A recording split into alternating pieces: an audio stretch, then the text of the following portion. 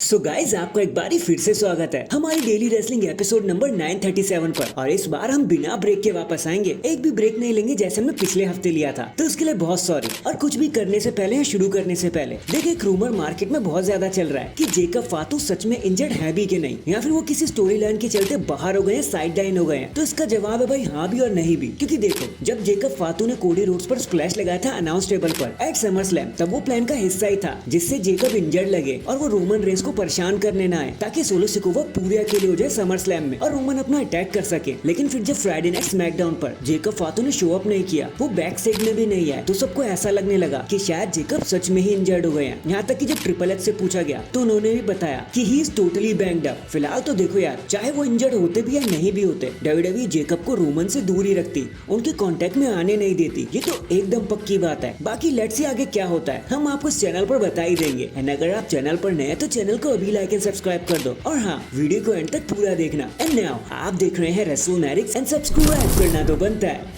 Well अब देखो, SmackDown तो आकर निकल भी गया, लेकिन आपके मन में एक सवाल तो जरूर आया होगा कि जिस शो पर रोमन रेंस ने एंट्री मार दी, भाई उसकी व्यूअरशिप क्या रही होगी, आसमानों तक पहुंच गया होगा सामान। तो भाई समझ लो बिल्कुल वैसा ही हुआ। डब्ल्यूडब्ल्यूई के तो मजे आ गए, वारे न्यारे हो गए, क्योंकि स्मैकडाउन 9 अगस्त 2024 के एडिशन को मिले हैं वोपिन 2.433 मिलियन की व्यूअरशिप, जो लास्ट वीक से 21% से बढ़ चुकी है। अप्रैल के बाद ये हाईएस्ट नंबर माना जा रहा है and one of the biggest viewership in SmackDown history, वो भी रिसेंट के। So all thanks to Roman Reigns, क्योंकि ये सब उन्हीं के ऑरा की वजह से हुआ।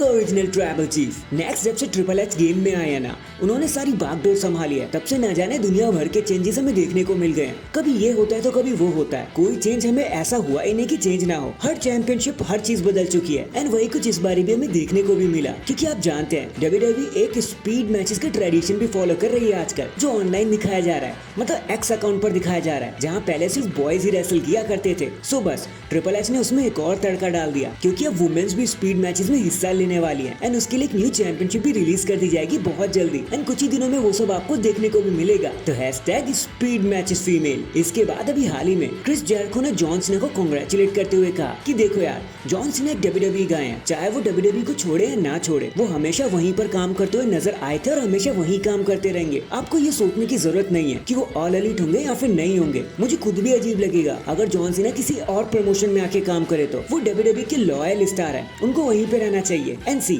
अब वो रिटायर होने वाले हैं, तो उनके करियर के लिए उनको बहुत सारी शुभकामनाएं। मुझे प्राउड है जो भी मैच पर जो भी मैंने उनके साथ रेसल किया वो बहुत मजेदार है एंड डू नॉट वरी, उन पर बहुत से प्रोजेक्ट पहले से ही आ रखे हैं। तो ऑल द बेस्ट उनके करियर के लिए and wishing him all the best. And इतना कहकर हमारे जेरिको शांत हो गए और उन्होंने साफ साफ बता दिया कि भाई जॉन सीना कभी ऑल एलीट नहीं होने वाले, फिर चाहे वो रेसलिंग को छोड़े या फिर ना छोड़े। तो #नेवर एलीट सीना इन दी एंड। अब क्योंकि रोमन रेंस पिक्चर में वापस आ चुके हैं, अपनी वापसी का डंका बजा चुके हैं, अब वो अकेली ब्लड लाइन को धो भी चुके हैं। तो इससे एक सवाल सभी के सामने आ रहा है कि क्या वो अकेले ही ऑपरेट करेंगे या फिर वो एक टीम को लेकर आने वाले हैं, क्योंकि जितने स्ट्रॉन्ग वो लग रहे हैं ना, ऐसा देखने से लग नहीं रहा है कि उन्हें किसी की जरूरत है। एंड फिर पॉल हेमन का क्या, हम सबको लग रहा था कि वो सबको जोड़ने वाले हैं, लेकिन पॉल हेमन तो गायब है, वो तो नहीं आए, लेकिन रोमन रेंस खुद ही अकेले अकेले आ गए। और एक अजीब सी बात रोमन रेंस को और भी चल रही है कि अगर रोमन रेंस को कोई अगर ज्वाइन भी करने वाला है ना, तो वो और कोई नहीं बल्कि खुद कोडी रोड्स ही होने वाले हैं। अगर कभी ब्लड लाइन रोमन पर डबल टीम अटैक करने की कोशिश करेगी ना, तो उनको बचाने वाला सबसे पहला पर्सन कोडी रोड्स ही होगा। बाकी लेट्स सी ये सारी चीजें कहाँ जाकर थमती हैं, क्योंकि रोमन वर्सेस सोलो हमें एक दिन तो देखने में नहीं मिलने वाला, टाइम लगेगा इस जर्नी को होने में। So that is it guys,